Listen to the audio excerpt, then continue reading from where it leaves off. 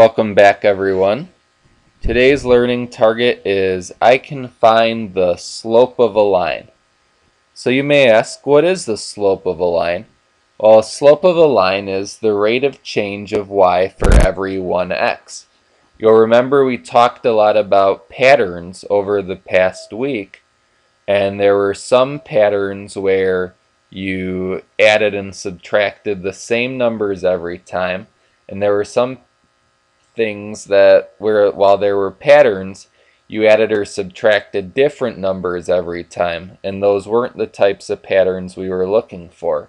And then there were some things that really had no pattern at all. But the slope, having the rate of change of y for every 1x, when you have linear functions, when you have straight lines, one of the special things about straight lines is that the slope is always the same. And because the slope of a line is always the same everywhere, it's really helpful in a lot of real-life applications, and it helps us tell a lot about the line. So, one of the things we do, this is some notation, is we use the letter m to represent slope. Nobody knows what it means. It could mean the Latin word modulus, but otherwise nobody really knows. So you just have to remember, if you see m in an equation, it's going to be talking about slope.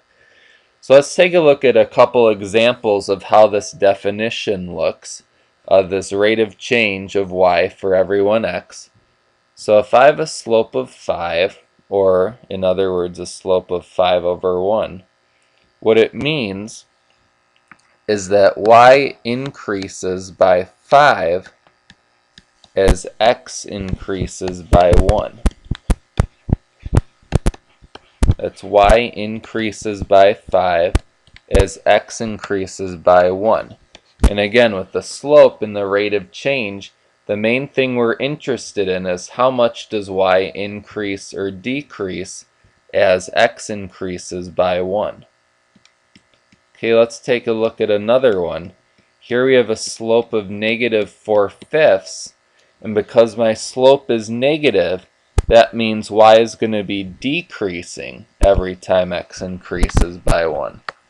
So for this one, y decreases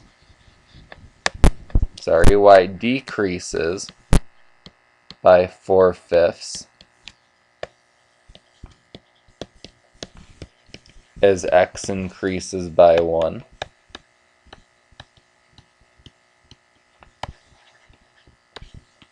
Or we can say this another way. We could also say that y decreases by 4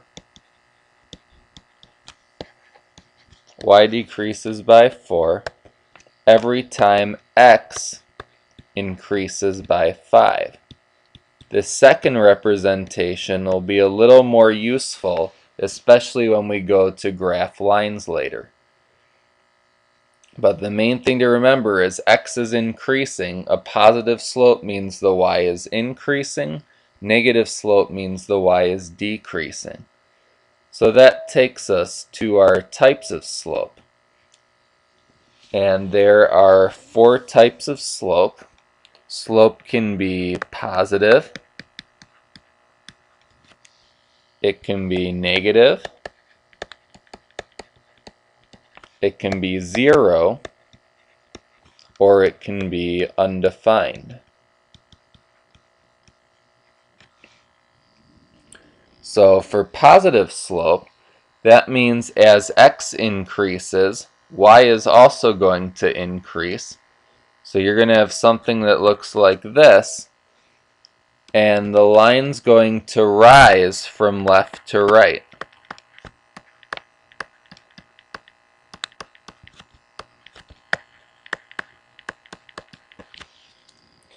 If you have negative slope, since the x increases and the y decreases, you're going to have a line like that, and the line's going to fall from left to right.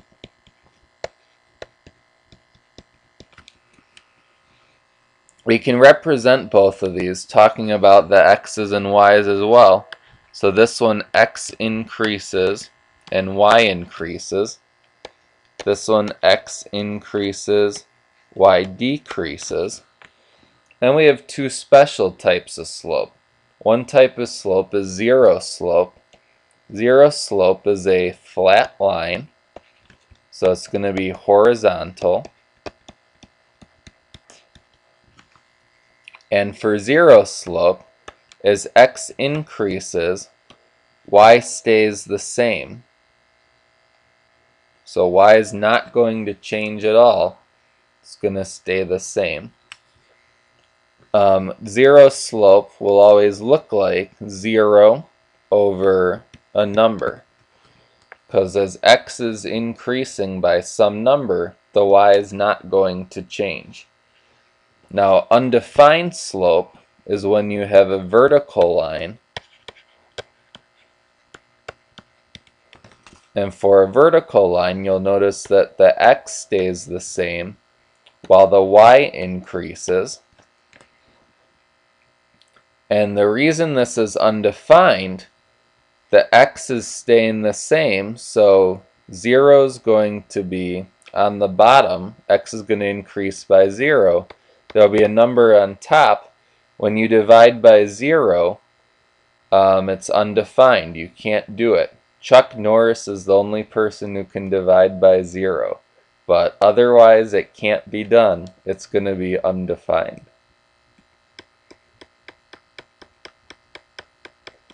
Okay, so let's take a look at how do we find slope. Well, one method, we can think of slope as the change in y over the change in x, so it's a ratio.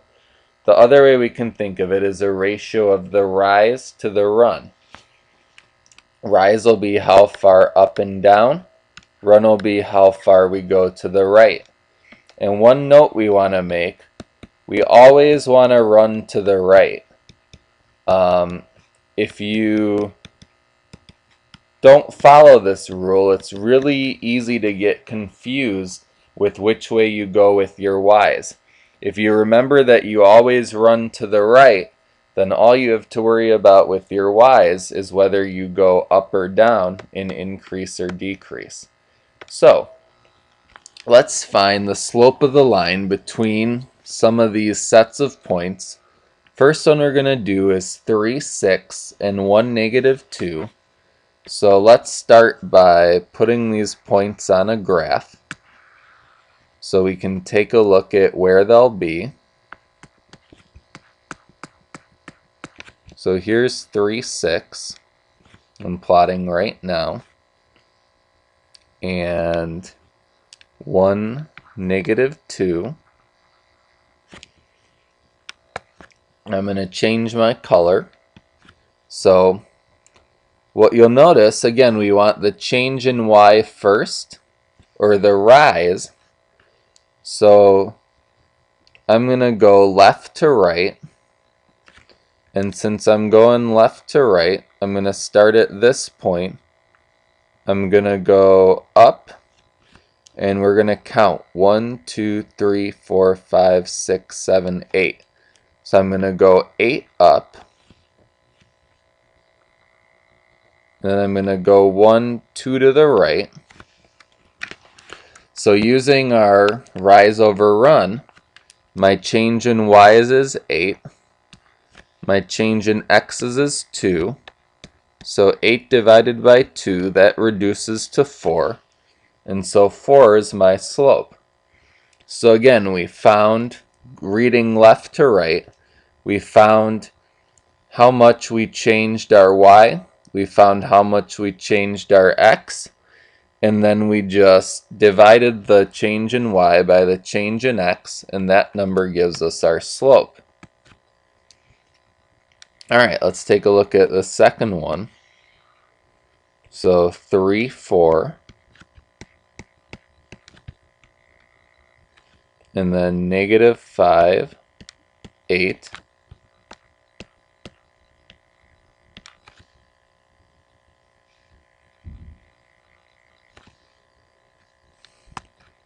And once again, let's take a look at our change in y and our change in x going left to right. So now I'm going down. So I'm going down, and then I'm going over. Again, reading left to right. So let's take a look. Because I'm going down, because my y is decreasing, and my line's going to be falling from left to right if I were to connect it, right away I should remember, hey, my slope's going to be negative, because I know I have something that's falling left to right. So if I look at my y's, I go down 1, 2, 3, 4. So minus 4 is going to be my rise. And then 1, 2, 3, 4, 5, 6, 7, 8. 8 is going to be my run. Again, since I always run to my right, my bottom will always be positive. So I have negative 4, my rise, over 8, my run. And I know it's got to be negative because my line's falling from left to right. And so negative 1/2 is my slope. Alright, next one. 3, -1, and 1, -1. So let's put those on there. There's 3, -1. And there's 1, -1. And right away I should see there's a horizontal line. If I connect these, that means my y is not increasing at all, and I have a horizontal line. So right away, that horizontal line tells me my slope is 0. Okay, so that's how you find it from a picture. Let's say though you had some bigger numbers, or you don't want to take the time to draw this graph every time. Well, there's a very helpful equation we can use. And if we have 2 points, x1, y1, and x2, y2, and again, don't get freaked out about the subscripts and all the letters. It's just 2 points. They'll all have numbers in them. Well, our formula we can use is m equals y2 minus y1 over x2 minus x1. And if you'll take a look back at some of the ones we drew from the pictures, if you look at how can I get from the 6 to the -2, how can I count how far apart they are?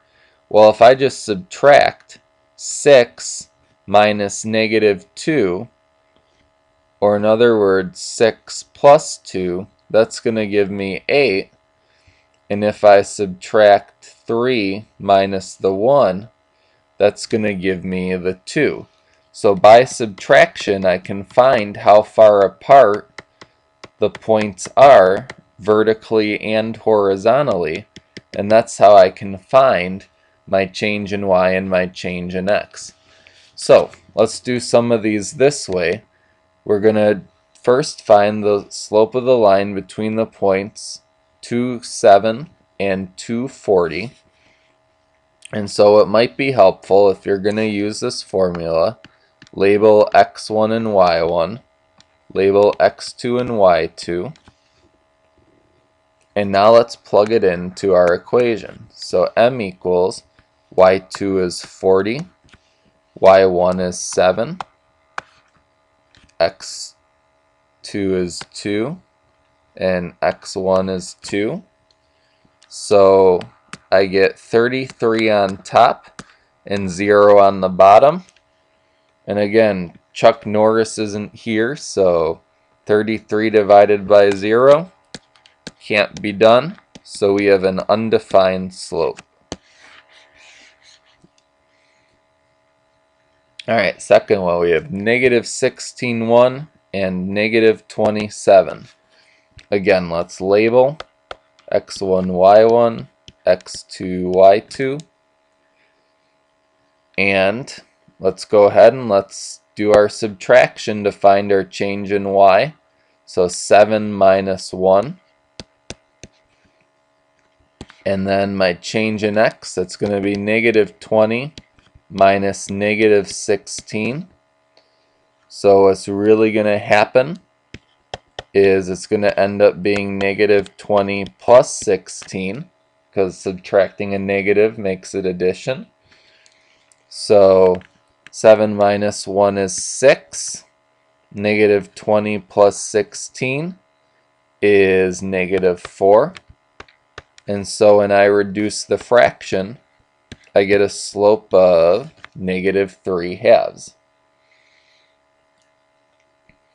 Alright, finally, we have negative 1/9 and 31/9, or rather 21/31. So, again, let's label.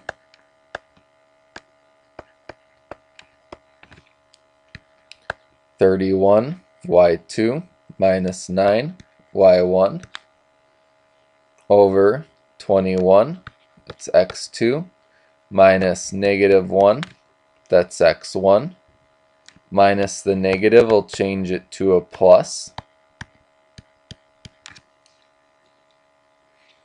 So 31 minus 9, that's 22. 21 plus 1, that's 22. And then 22 divided by 22 gives me positive 1.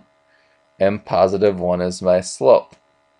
Now, a couple more notes that I want you to pay close attention to and that are really important. First off, you can subtract the points in any order, but the order must stay consistent. If you subtract the 2's, if you put the 2's first, so you do y2 minus y1, you also have to do x2 minus x1. If you do y1 first, so you do y1 minus y2, then you also have to do x1 minus x2. If your order is not consistent, you're going to end up with the right number, but your sign's going to be opposite, and that totally changes the meaning of the line. Also is important the way you write your slope. Slope is written as a number.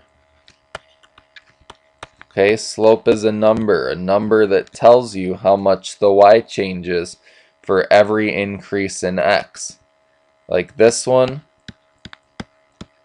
that would be completely wrong. If you wrote it like that, 22, 22, it's never an ordered pair. Slope is always a number. So when I ask you for the slope, you're always going to give me a number, because that number is going to be how much the y increases or decreases every time your x increases by 1. So that is the end of our discussion on slope. And now you know what to do. You need to go do some practice exercises to see if you understand it, and then later do more so that you get it down pat.